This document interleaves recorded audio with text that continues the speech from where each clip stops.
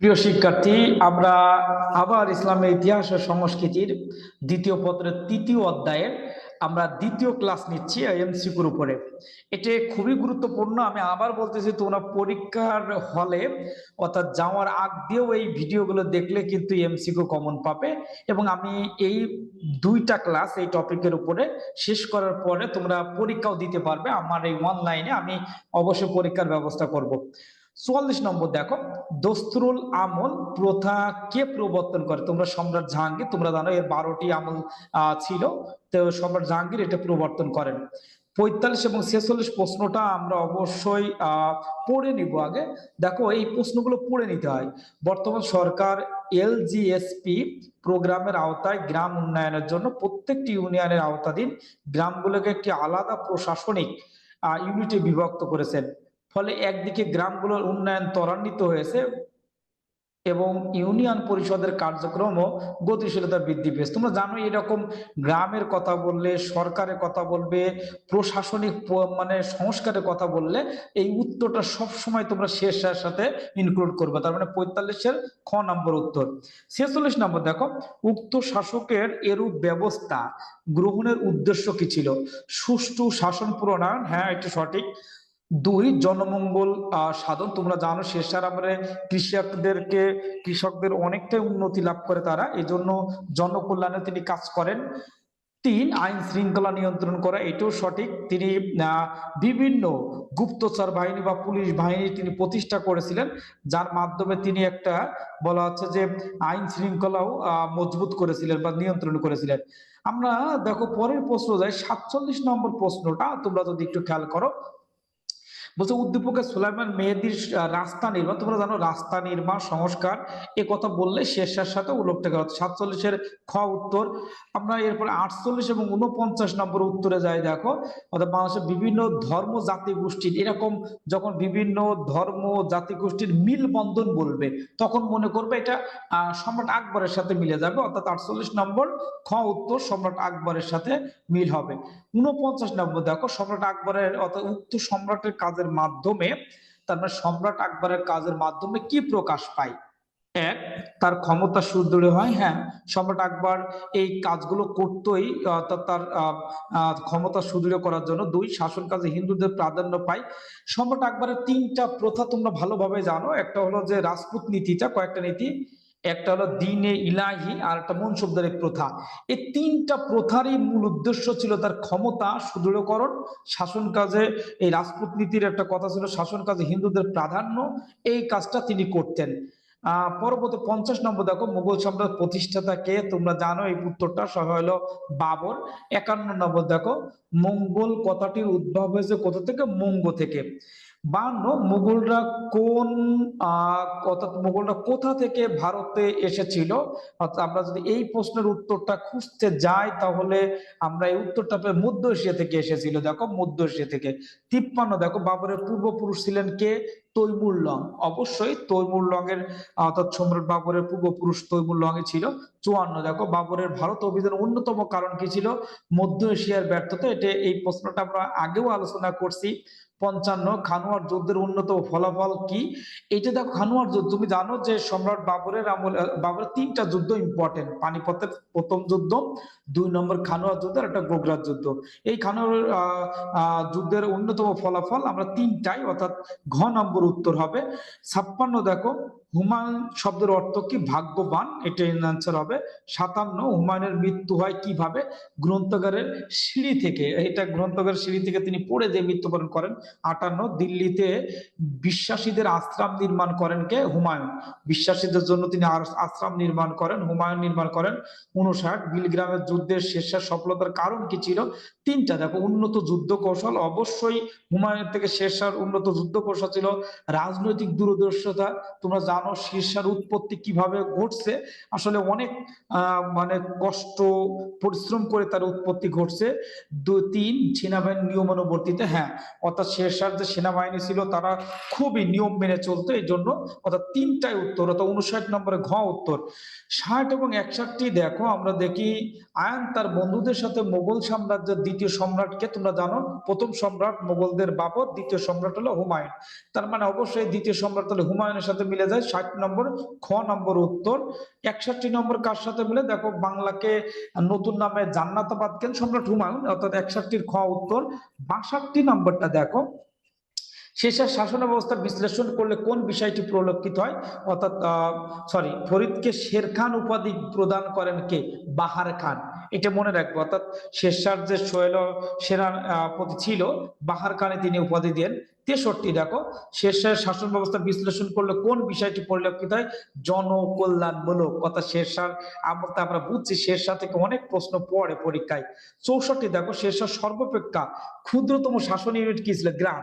মনে থাকবে, আমি একটু আগে বলছিলাম কিন্তু যে সর্বনিম্ন স্তরটা ছিল কি বলতো? গ্রাম।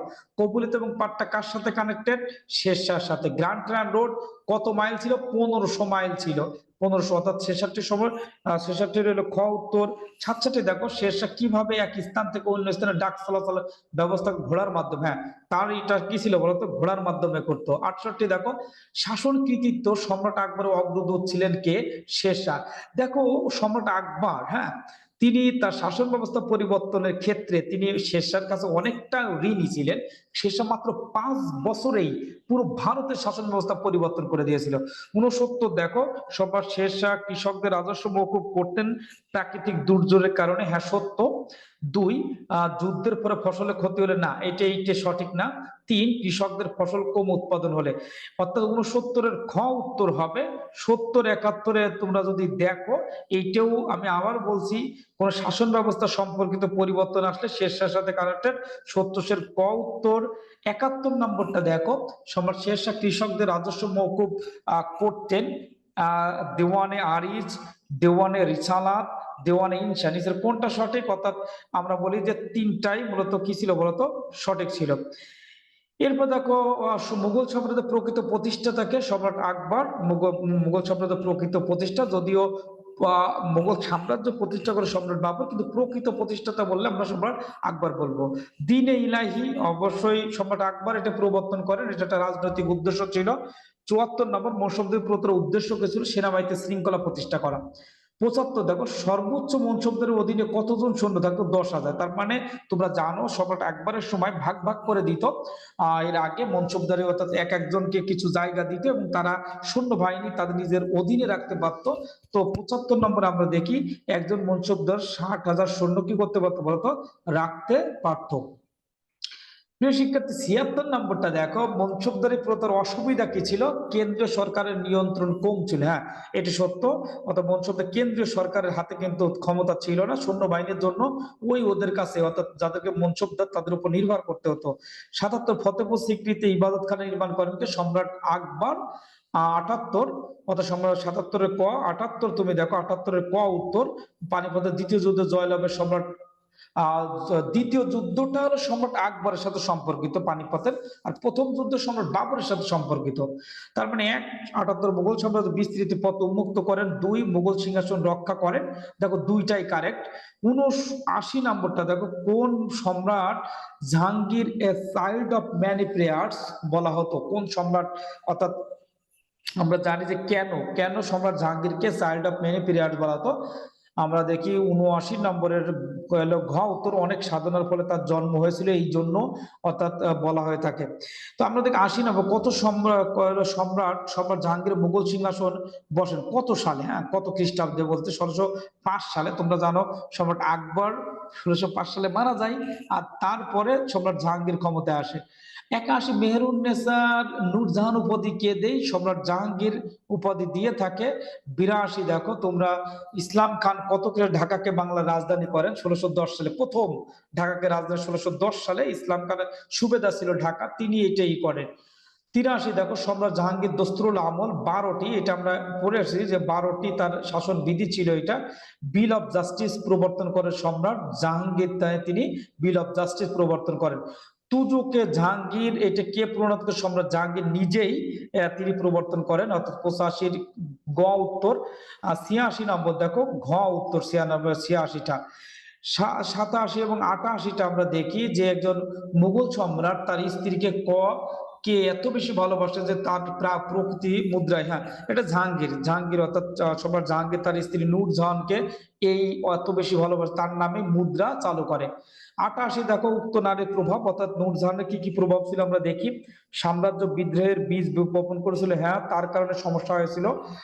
দুই, সম্রাটের পুত্র সম্রাটের বিরুদ্ধে অস্ত্র ধারণ করেছিল, এই নূরজাহানের অতিরিক্ত প্রভাবের কারণে এই সমস্যাটা হয়েছিল। মনুসিংহ ইস্তাফি না, 1 আর 3 উত্তর, অর্থাৎ আমরা বলতেছি যে 88 গ উত্তর। 89 প্রশ্নটা দেখো, শাহজাহানের প্রকৃত নাম কি? খুররাম। হ্যাঁ, তাজমহল স্থাপত্যকে ওস্তাদ ঈশা সিরাজি। দেখো স্থাপত্য বললে ওস্তাদ সিরাজি, কিন্তু নির্মাণ করেন টাকা পয়সা দিয়ে তিনি কিন্তু সম্রাট শাহজাহান, কিন্তু স্থাপত্য বললে ওস্তাদ ঈশা সিরাজি হবে। কেন শাহজাহানের রাজত্বকালকে স্বর্ণযুগ বলে? স্থাপত্য শিল্পের জন্য। মানে তিনি, আমি বললাম না, তাজমহল যে নির্মাণ করছে, ময়ূর সিংহাসন নির্মাণ করছে, এই জন্য তাকে রাজত্ব স্বর্ণযুগ বলা হয়। 92 দেখো, সম্রাট শাহজাহানের স্থাপত্য শিল্পের সর্বশ্রেষ্ঠ কীর্তি কোনটি? তাজমহল। হ্যাঁ, তাজমহল তৈরিতে কত হাজার শ্রমিক? 20,000 শ্রমিক 22 বছর সময় লেগেছিল। তাজমহল 94 দেখো, তাজমহল নির্মাণের উদ্দেশ্য কি ছিল? আসলে উদ্দেশ্য ছিল প্রিয়তমা স্ত্রীর স্মৃতিকে অমর করে রাখা, এটাই সঠিক, অর্থাৎ 94 ক উত্তর। 95 দেখো, আসলে কোন স্থাপত্য নির্মাণের ক্ষেত্রে সম্রাট শাহজাহানের সাথে মিলবে? 95 ক উত্তর। 96 কিন্তু ক উত্তর হবে। 97টা দেখো, সর্বশেষ শক্তিশালী মুঘল সম্রাট কে ছিলেন? সম্রাট আওরঙ্গজেব, যাকে জিন্দা পীর বলা হতো।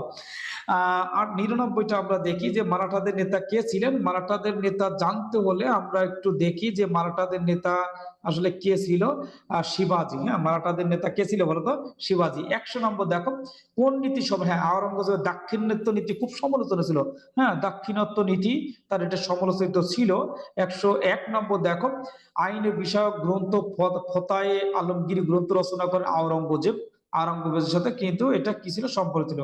102 ক উত্তর। হ্যাঁ, আর 103 হলো আমরা দেখি ঘ নম্বর উত্তর হবে। 104 নম্বর, কোন যুদ্ধের আলোকে রক্তাক্ত প্রান্ত নাটকটি রচিত হয়েছে? তোমরা জানো পানিপথের তৃতীয় যুদ্ধ। পানিপথের 3টা যুদ্ধ, প্রথম, দ্বিতীয়, তৃতীয়। এই তৃতীয় যুদ্ধকে টার্গেট করে মূলত এই রক্তাক্ত প্রান্তটা রচনা করা হয়েছিল। নাটক এটা। হ্যাঁ, 105 মুঘল সাম্রাজ্যের পতন ঘটে 1858 সালে। তোমরা জানো সিপাহী বিদ্রোহ 1857 সালে, এবং মুঘল সাম্রাজ্যের স্থায়ী পতন ঘটে। 106 পানিপথের তৃতীয় যুদ্ধ কত সালে? 1761 সালে পানিপথের তৃতীয় যুদ্ধ হয়। এবং 107 মুঘল সম্রাট দ্বিতীয় বাহাদুর শাহ জাফরকে কোথায়? রেঙ্গুনে, মানে বর্তমান তোমরা জানো 107 ক উত্তর, এটা হলো তোমার মিয়ানমারে, বর্তমানে মিয়ানমারে এটা হবে। 108 নম্বর দেখো, মুঘল সাম্রাজ্যের পতনের পিছনে পিছনে কাজ করছে কোনগুলো? 1, সুন্নিদের বিরোধিতা, হ্যাঁ এটা ঠিক আছে। 2, সাম্রাজ্যের বিশালতা, অনেক বড় সাম্রাজ্য হয়ে গেছিল, আসলে তারা নিয়ন্ত্রণ করতে পারতো না। 3, প্রাদেশিক শাসনকর্তাদের বিরুদ্ধে। 4টায়, অর্থাৎ 4টায় সঠিক, অর্থাৎ ঘ নম্বর উত্তর হবে 108 নম্বর। এবং 109 নম্বর দেখো, আমরা বলছি মুঘল সাম্রাজ্যের সাথে সম্পর্কিত, এটা মিলে যায়। আমরা 110 নম্বর, উক্ত শাসকের অবদান হলো, অর্থাৎ 110 নম্বরের ক উত্তর। 111, কত সালে ভারতবর্ষ মুঘল শাসন প্রতিষ্ঠা? 1526 সালে পানিপথ যুদ্ধের মাধ্যমে। 112, পানিপথের প্রথম যুদ্ধে কে পরাজিত হয়? ইব্রাহিম লোদি। 113 দেখো, মুঘল সাম্রাজ্য শাসনকাল কোনটি? 1526 থেকে 1857 সাল পর্যন্ত। 114, উপমহাদেশের যুদ্ধে প্রথম কামানে ব্যবহার করেন কে? সম্রাট বাবর। তুজকে বাবর কার রচিত? সম্রাট বাবরের। গ্র্যান্ড ট্রাঙ্ক রোড কে নির্মাণ করেন বলতো? 116, শের শাহ, অর্থাৎ 116 ক উত্তর। মনসব শব্দের অর্থ কি? পদ বা মর্যাদা। 118 দেখো, পানিপথের দ্বিতীয় যুদ্ধ কত সালে সংগঠিত হয়? 1556 সালে। 119, ঢাকা সর্বপ্রথম কার আমলে, অর্থাৎ 1610 সালে। তাজমহল কোন নদীর তীরে অবস্থিত? যমুনা নদীর তীরে। মূলত আমি গিয়েছি অবশ্যই এখানে, তাজমহল ভারতে গিয়েছিলাম, অর্থাৎ যমুনা নদীর তীরে। 121, 21 ক উত্তর। এবং আমরা যদি দেখি 122, অর্থাৎ ঘ নম্বর উত্তর হবে। 123 দেখো, আমরা 23-এর ক নম্বর উত্তরটাই কারেক্ট, আমরা যেটা দেখলাম। এরপরে দেখো 124 নম্বরের ঘ নম্বর উত্তর। এরপরে 126 এবং 25 এবং 26-এর দেখি 125, বিখ্যাত মঙ্গল নেতা চেঙ্গিস খান তার সেনাবাহিনীকে পিরামিডের মতো ক্রম ধাপে বিন্যস্ত করে মর্যাদা বিভিন্ন ধাপ সৃষ্টি করে সামরিক বাহিনীতে শৃঙ্খলা নিয়ন্ত্রণ করে সাম্রাজ্য বিস্তার রক্ষা করার জন্য। এটা হলো অবশ্যই 125 ক, অর্থাৎ গ নম্বর আকবর। 126 নম্বর দেখো, খ নম্বর উত্তর। আমরা পরে 127 নম্বরে যদি বাবর শব্দের অর্থ কি, তাহলে বলবো সিংহ। 128, খানোয়ার প্রান্তর। 129, খানোয়ার যুদ্ধ হয় সালে। অর্থাৎ 130-এর উত্তরটা দেখো। গোগ্রাস যুদ্ধ হয় 1529 সালে। চৌষট যুদ্ধ হয় 1539 সালে এবং হুমায়ুন নামের রচয়িতা 132, দেখো গুলবদন, হ্যাঁ হুমায়ুন নামের রচয়িতা 132-4। 133 শের শাহের জয়লাভ ও হুমায়ুনের পরাজয়ের কারণটা যদি বলো, আমরা 133-এর 3 নম্বর উত্তর তো গ। 134 সম্রাট হুমায়ুন কখন মৃত্যুবরণ? 1556 সালে, মানে 1555 সালে জয় করার পরেই তিনি 1556 সালে মৃত্যুবরণ করেন। 135 শের শাহের পূর্বপুরুষদের কোন দেশের অধিবাসী ছিল? আফগানিস্তানের। সর্বশেষ দেখো 136 কৌনজের যুদ্ধ কত খ্রিস্টাব্দে সংগঠিত হয়? 1540 সালে। প্রিয় শিক্ষার্থী, আসলে এই প্রশ্নগুলো এমন ভাবে তৈরি করা হয়েছে যেন তোমরা কোনোভাবে আনকমন না পাও। আমরা প্রথম 50টা প্রশ্ন খুবই গুরুত্বপূর্ণ এবং পরবর্তীতে যারা ভালো ছাত্র তাদের জন্য এটা পড়া দরকার, যে কোনো প্রশ্নই যেন একটাও মিস যেন না হয়। এই জন্য গুরুত্ব প্রশ্ন নিয়েই তোমাদের সামনে আমি অর্থাৎ 3য় অধ্যায়ের 2য় পত্রের ক্লাসগুলো নিলাম। মনোযোগ সহকারে দেখবে এবং এর উপরে অবশ্যই আমরা একটা পরীক্ষা নেব। যারা পরীক্ষা দিতে চাবে অবশ্যই তোমরা নিচে কমেন্ট করবে, আমি লিঙ্কটা দিয়ে দিব, তোমরা পরীক্ষাটা দিবে, এক একজন আইডিতে দেওয়া হবে। তো ভালো থেকো, দোয়া করো আমি যেন সব অধ্যায়ের ক্লাসগুলো তোমাদের এভাবে নিতে পারি।